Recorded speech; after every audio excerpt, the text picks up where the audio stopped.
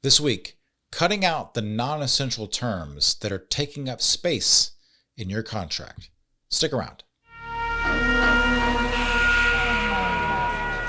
This is the Wedding Industry Law Podcast, a podcast dedicated to wedding professionals that are just trying to keep it legal. And now, your host, Rob Shank. Hey out there, folks. Welcome back to the show. Last week, we went into the factors that would make a contract longer or shorter. This week, we want to talk about how to make a contract shorter by cutting out some of the fat, getting rid of some what I would call non-essential terms, and why that's in fact beneficial to do. But before we get into it, please make sure that you like and subscribe. And if you're enjoying the content, make sure to leave a comment. Let me know what you want to see in future episodes. I would greatly appreciate it. And let me know what you consider non-essential terms. Let me know in the comments, what are you looking at in your contract and going, there is no way that this should be necessary in a contract. Or maybe you don't have any of those. In that case, let me know as well. Rob, my contract is ironclad. Thank you very much. So again, echoing what I talked about last week, a contract should be as succinct as possible. You don't want to give somebody a riot act. You don't want to have some, 40-page scroll if your contract value is $100, right? No one's going to sign that. But if you're buying a house and it's $400,000 or $500,000, yeah, okay, it's a 20-page contract. That makes sense. It's a high value, high risk, many pages. In other words, space on the paper is precious, okay? Because you're not going to have 10 pages to work with. You're typically working within a certain number of pages that are not 10 pages, okay? As I mentioned last week, you're typically dealing in the 2 to 3 to 5 page range. I think that's not necessarily the industry standard. I don't want to say that. Everybody is different and you have different needs. So one person's 5 pages might not do what another person can do in 2 pages. So I don't want you to take length as so important that you need to go and redo your contract because I just told you 2 to 5 pages is okay. It might be okay. It might not be okay. What we're talking about today is getting rid of non-essential things. So anyway, okay. No one is typically going to sign something that's overbearing. How do we know what to edit in a contract? Okay. In other words, what's essential? In general, essential terms, meaning terms that should be in that contract, are going to provide protections that are either business related or legal related for things that are likely to occur during the duration of the contract. So an essential term is going to protect you either legally or your business from things that are most likely to happen. So for most of you, an essential legal term is the language surrounding the non-refundability of a payment. I mean, one out of every 10 clients probably postpones or cancels their wedding, and therefore you have to deal with what happens to the money. That is why the non-refundability language is probably essential for you. It might not be, but it probably is, because you need that protection because it happens a lot. That's an example of a legal ramification happening a lot that makes that essential for your contract. With regard to business, you, by way of example for business ramifications, it might be requiring the client to have insurance. If you're a venue operator, a hotel, or maybe even a planner, it's likely that someone is going to fall down, bang their head on something at your place. And having the client have a declaration of insurance or coverage of some sort might be an essential term for you, because that's something that's going to happen, that might happen more often than not, and have high risk for you. So that's something that you deal with in your contract, and therefore it's an essential term having business ramifications. So something that tends to happen, business or legal ramification, that you need protection from, essential, okay? What we're talking about today is getting rid of things that are non-essential. Either it's so far removed from reality that it's never going to happen, it's not likely to happen, or even if it does happen, it's not likely to have any real direct impact. Just things that are fluff in the contract that you can cut without any serious risk of liability to you. Now, again, do not rely on this video or podcast solely. Get counsel from a local attorney before you make any changes or before you do anything with regard to cutting up your contract. Okay, I don't want you to rely on this podcast alone. This is just general information. So non-essential, things that really don't matter if you get rid of them. Now, one of the things that I would say is, in terms of non-essential terms that you could probably cut out, you might be able to cut out. Talk to your attorney before you cut them out. Okay? If you continue to listen to this, you're agreeing to talk to an attorney before you do any of this stuff. All right. There is, in a lot of contracts, particularly those that are stolen from the internet and that are stolen from the internet from like 1996, there are what's called recitals. You'll see in these contracts that start off with like a half a page of whereas this person is doing this, whereas this person is doing this, whereas the parties want to accomplish this, whereas the things wanted this. These are called recitals in the law. Typically, they're called recitals.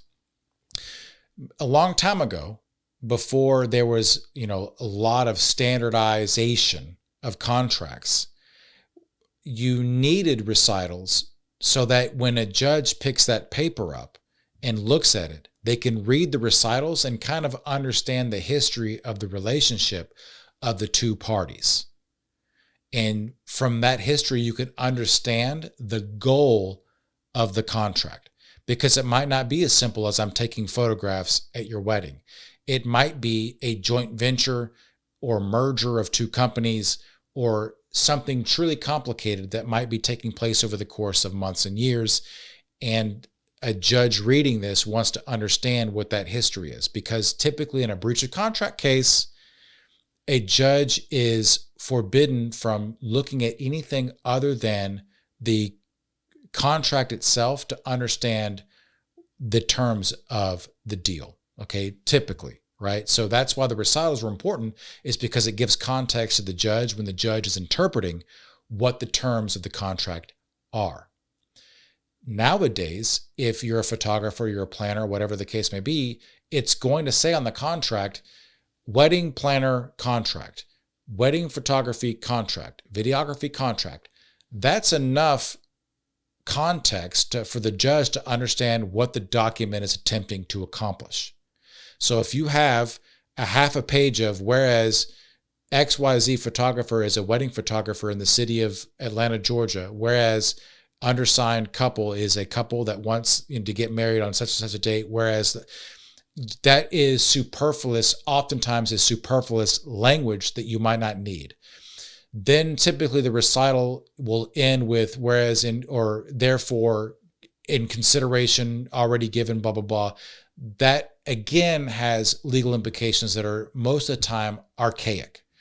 I'm not telling you to get rid of it. Talk to an attorney, but most of the time that is superfluous language that a judge is not going to need. The judge understands that this is a wedding photography contract. It's being done for money, and the couple is giving money in exchange for photographs or in exchange for planning or food or whatever the case may be. So that's the first category of things that you might consider cutting out because it's taking up too much space, the recitals, if you have recitals. Now, you might see recitals and they might be important in like, say, for example, a settlement agreement or something along those lines. But in a typical client contract, it's not necessarily as required. Okay, so the number two thing that you might be able to jettison from your contract is if your contract has a paragraph dedicated to counterpart or copy language. What I mean by that is there might be a paragraph in your contract that says something along the lines of this contract can be executed in counterparts.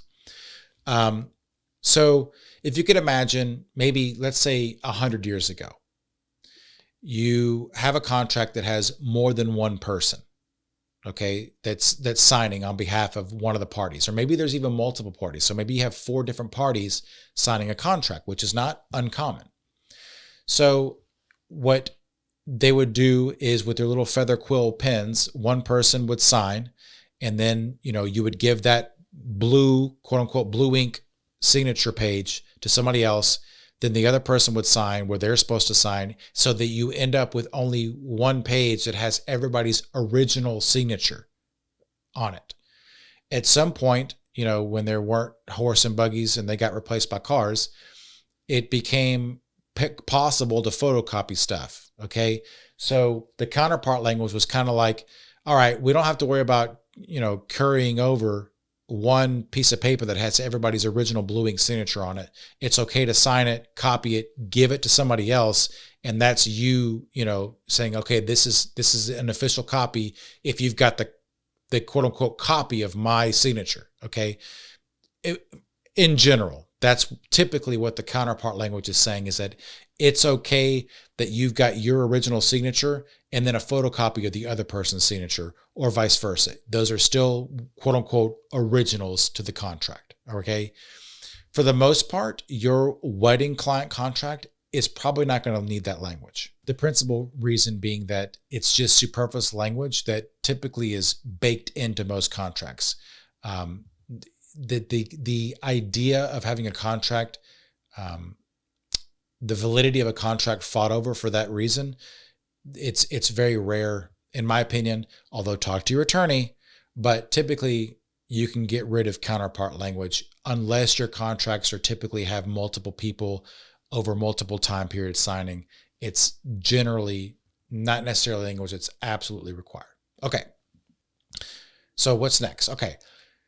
Sometimes I'll see language in client contracts regarding capacity or authority.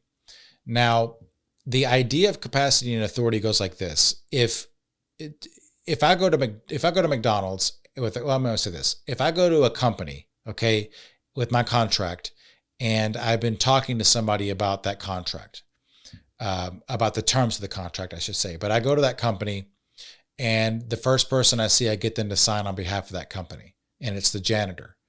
Is that a valid contract? Even though that's an employee, the janitor is an employee of the company, is it a valid contract? Probably not, because the janitor might not have the authority to contract on behalf of the company that you're dealing with. Okay. So there's authority in that sense. Or if, you're talking about contracting with the minor, typically the minor is going to have a parent that contracts for them, because the minors can't typically in most states contract. So authority deals with that concept of the person signing needs to be able to have the authority to be able to legally participate in the concept of obligating a party to contract. Okay, so capacity, authority. Typically, you're not dealing with that. You're dealing with a couple, okay, or maybe even the couple's mother or father, whatever the case is. But the idea of the couple not having the authority to act on their own behalf or something along those lines, it's not as common. So generally this language, you can have this language in there. It's not a problem. But it's saying, like, if you had to cut stuff out, this is one of the things that I would cut out, because this is not something that you're running into very often.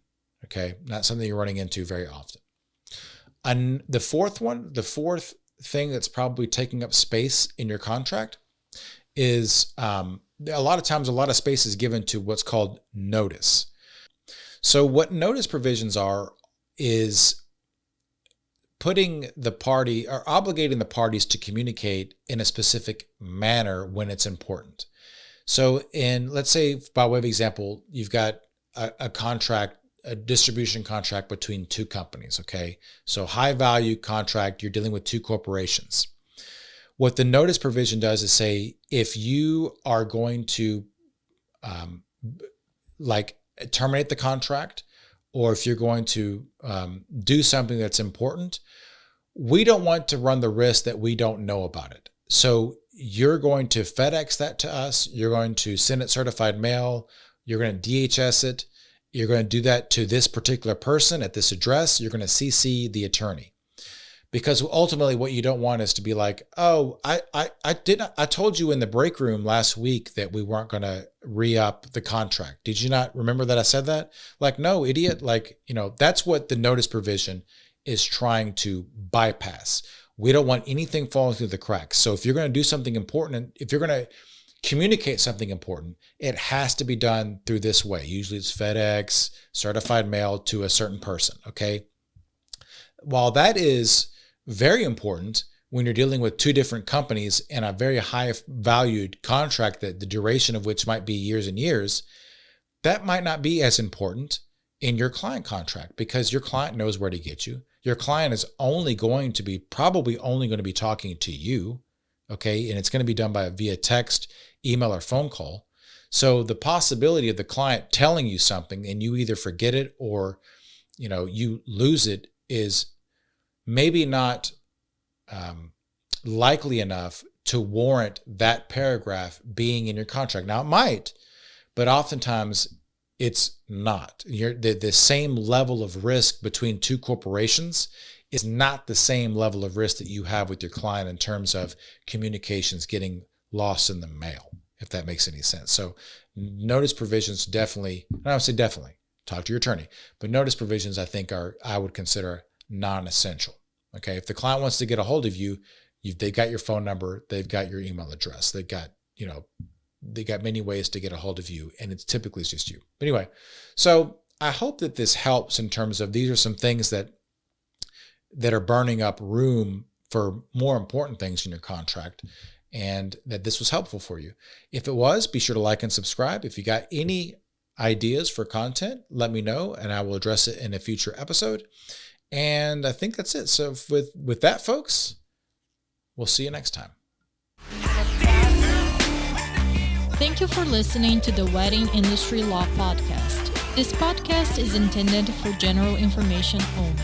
Nothing in this podcast is intended to be legal advice. Do not rely on this podcast for your legal matter. Instead, consult an attorney in your area. Thanks, obrigada, até semana que vem.